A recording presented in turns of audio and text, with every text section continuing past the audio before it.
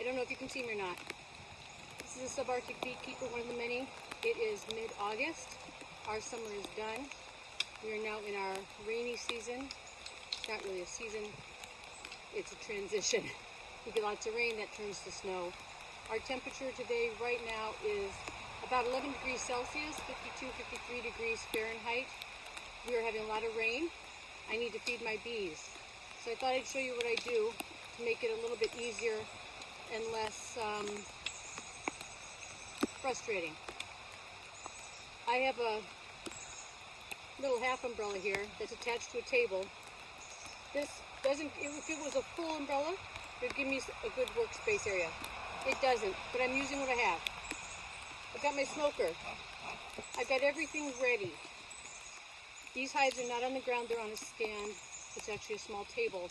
And underneath that, where it's dry, I have syrup, I have pollen patties, and I have fondant, as well as my bee bucket. Keeps it safe from the rain. Foam board. I always put foam board over my hives. You can see what that does. It creates an awning for the bees. I have old world carnelians. You'll see them flying around. They'll still forage when it's raining and when it's cool. The research that says that bees don't fly if it's colder than 47 degrees Fahrenheit is wrong. That is research for the lower 48 or southern areas. It doesn't apply to us. Our bees will fly out of the hive when it's 20 degrees Fahrenheit to get a good cleansing flight, and they don't die. They make it back to the hive. They don't fly en masse, but they will fly during freezing temperatures, etc. That's another issue. I'm going to move this piece of foam board because I don't need it right now. This umbrella is covering the top of this hive. I want to put everything up here. I've got a queen cage in my pocket. I've got my hive tool in another pocket. I've got smoker fuel because I want to drive those bees to the bottom of the hive. I don't want them to get wet or chilled. My pollen patties that I'm feeding my bees because there's no natural sources of pollen in the environment right now. We're in a dearth, which means they don't have nectar or pollen available to them in the environment, so we have to feed them. I have planted for my bees, so I extend my season, which means they still, at our farm, have stuff to gather from. We've got clover, Phacelia, San Juan, we've got sunflowers about to bloom, maybe.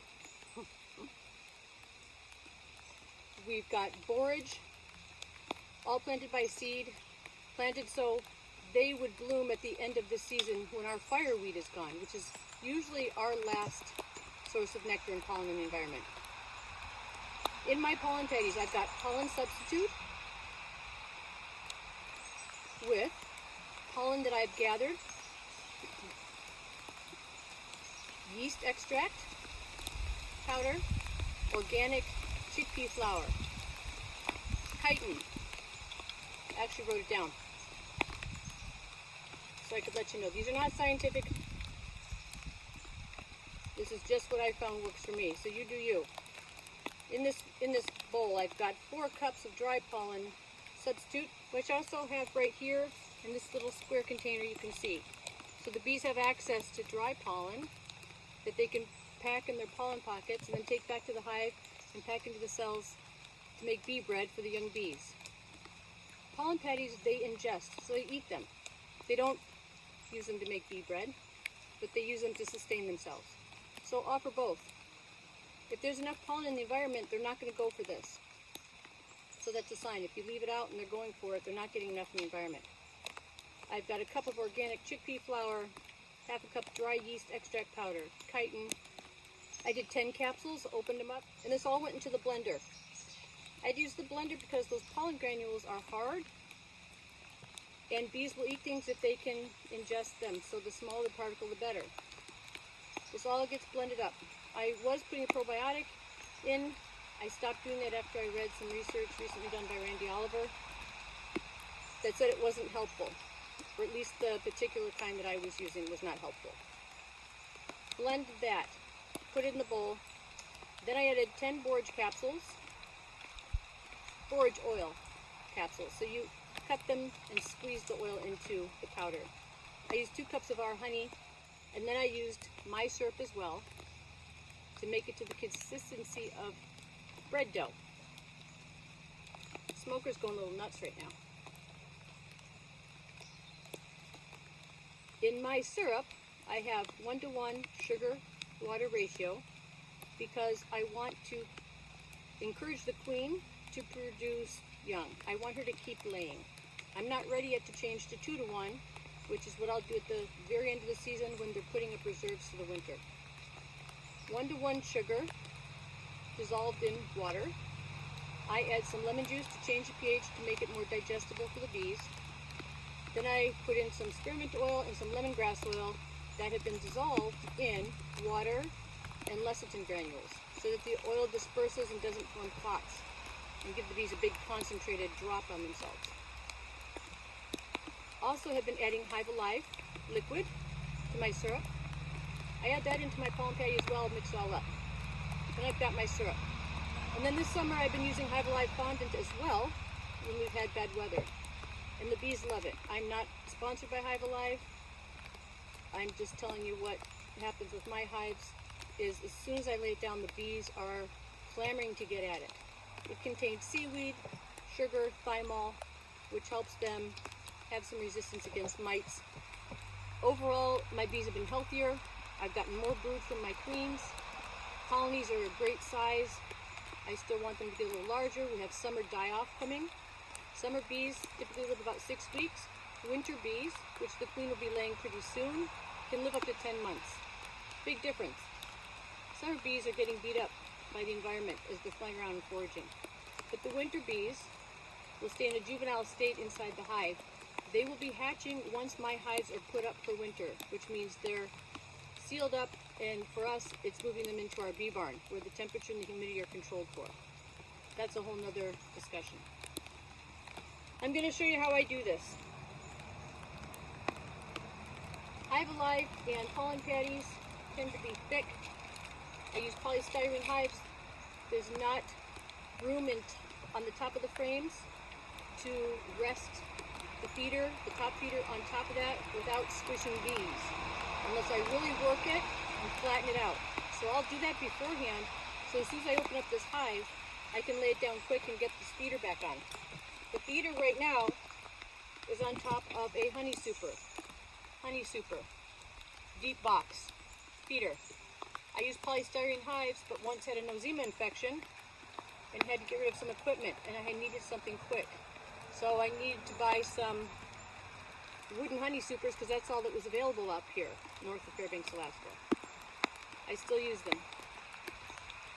They're not warm. They have a resistance value of 1, an R value of 1, whereas the polystyrene hives, ones on the bottom here, and the feeder and the lid, which are made of foam, have a resistance value of 8, which means they help the bees stay warm or cool, whatever they need, versus the wood box, which doesn't provide any insulation, and the bees are kind of stuck with where they're at. I'll take my hive off. I'm going to take my cover off and put it here so I have a place to rest my feeder. In my top feeder, I have a couple of dead bees, not many. If all I needed to add right now was sugar syrup, I could do that right now without even opening this hive. I don't like the internal feeders. I used them when I first started out, but I found a lot of dead bees every time I would go feed that would crawl down there to drink and drown. I don't want the dead bees. I do get a couple dead bees with this top feeder because the bees will sometimes crawl under the lid to get to syrup that's not there, or to the little bit of syrup that's left when they're at the end of eating it, and they'll drown. But I maybe get a dozen or so versus hundreds. You can see that we've got wind, rain, low temperatures. Not ideal for bees. I want my smoker going. I want everything out front in front of me right now. I've got the Hive Alive because it's a fondant, and once it gets wet it becomes really sticky, mushy. I've got it in a Ziploc. The If I don't use all of it, I can stick it right back in the Ziploc instead of the container it comes in, which right now is cut into quarters. So it provides no protection from the rain. Feeder's empty. They love this stuff. I'm going to open the hive. Check for propolis. There isn't much propolis going on here. See on the top of this feeder. There's typically bees clinging to the bottom of the feeder, so I'm going to tap it. Makes them angry, but it gets them off the feeder. Put my lid over here. You can't see it, but there's bees across the top of this super. They're moving slow. Low energy. So I want to, right now, ASAP, as soon as possible, it says as fast as possible, get this fondant on here. I was too busy talking and didn't flatten it out.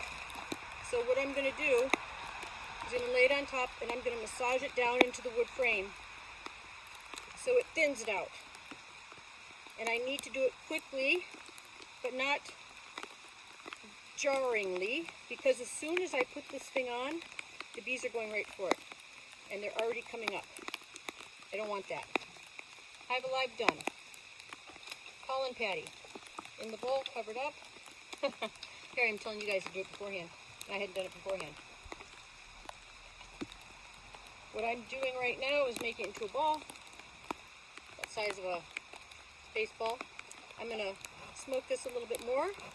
I want those bees to go down. I don't want them climbing on top of the pollen patty or the Hive Alive before I can get this lid back on.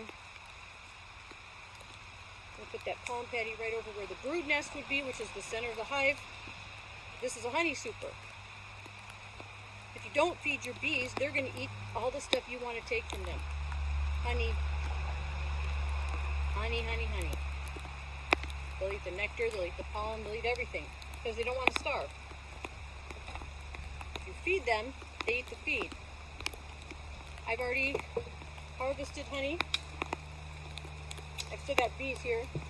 You can see. I'm going to knock them down. They're on top of the food. I'm going to smoke over the top. Some people say they don't use smoke. You do you. But you know what? Don't spray your bees in this temperature. You will chill them and kill them.